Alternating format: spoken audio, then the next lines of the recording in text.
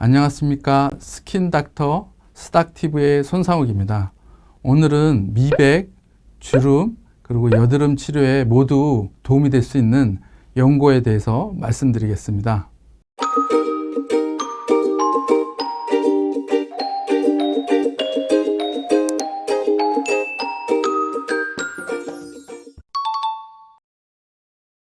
네, 오늘의 주인공은 비타민 A입니다.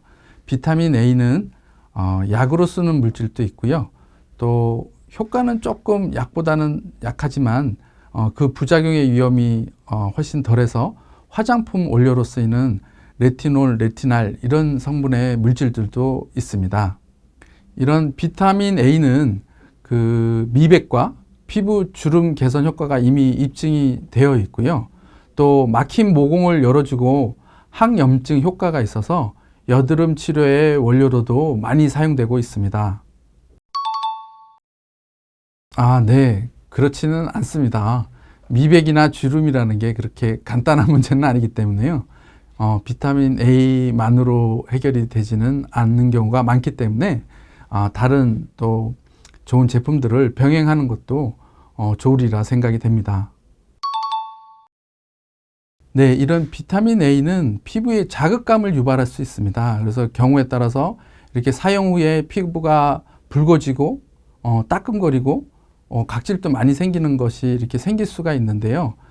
그래서 이때 사용하기 전에 이제 조금 주의를 요하는 그런 물질입니다. 특히 화장품 원료로 이제 쓰는 것보다 약으로 나와 있는 것들이 아무래도 그런 부작용이 더 높기 때문에 약을 쓸 때는 더 주의를 요하게 됩니다.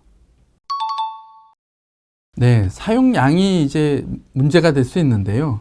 이런 비타민 A 제제의 사용량을 이렇게 명확하게 가이드하는 것은 사실상 어렵습니다. 왜냐하면 그 자극감이나 이런 부작용이 개인마다 차이가 나기 때문에 어떻게 일률적으로 이렇게 정할 수는 없고요.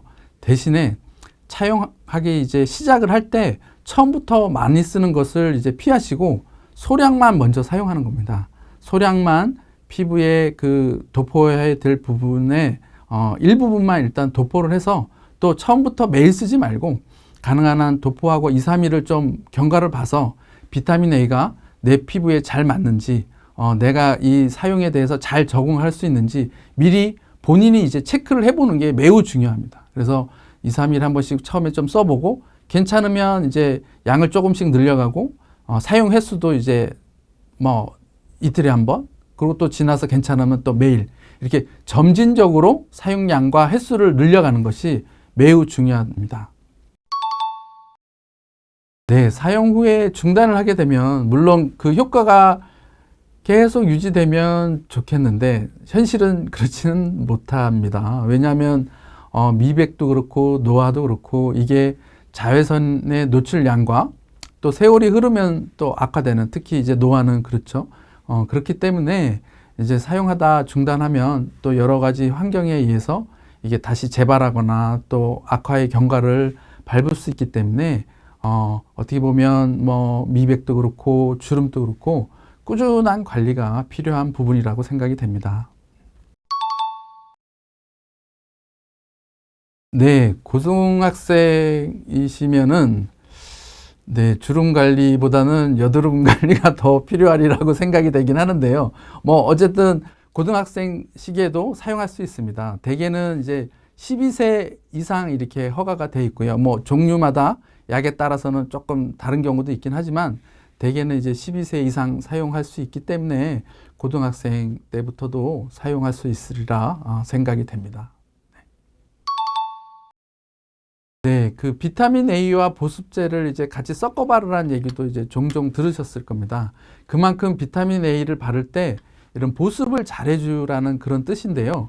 왜냐하면 비타민 A를 바르다 보면 약간 건조감을 느끼시는 분들도 계시고요. 피부가 건조해지면 비타민 A에 의한 자극감이 더 악화될 수도 있습니다. 그래서 비타민 A 사용하실 때는 꼭 충분한 보습을 해주시는 게 중요하고요. 뭐 보습제랑 같이 뭐 섞어서 바르는 것도 방법이 될 수는 있긴 하겠지만 반드시 그럴 필요는 없다고 생각됩니다. 그러니까 사용하는 기간 동안에 보습을 이제 충분히 하면서 쓴다, 이렇게 생각하시면 되리라 봅니다. 네, 비타민 A 제품들은 대개 저녁에 도포하는 것을 이제 권장하는데요. 그 이유는 비타민 A가 자외선에 노출이 되면 광감인 반응을 일으킬 수가 있습니다. 이러한 반응은 이제 피부에 결국 자극을 주는 거기 때문에 자외선 노출을 피하는 거, 따라서 저녁에 바르는 것을 일반적으로 권장하고 있습니다. 네, 눈가 주름에도 이제 사용할 수가 있습니다. 대신에 눈가 주름은 아시는 바와 같이 이렇게 좀 예민한 부위가 될 수 있기 때문에 사용량이라든지 또 비타민 A의 강도를 좀 낮은 것을 사용하는 것을 권장합니다.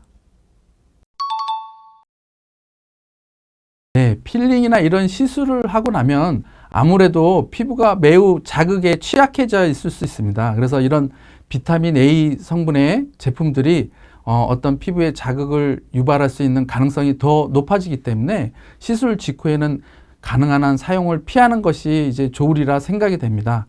다만 시술의 효과를 극대화하기 위해서 사용하는 경우라면 그거는 이제 주치의 선생님과 상의를 통해서 적절한 가이드를 따르면서 사용하시기를 권장합니다. 네, 지금까지 스킨닥터 스닥티브의 손상욱 교수였습니다. 감사합니다.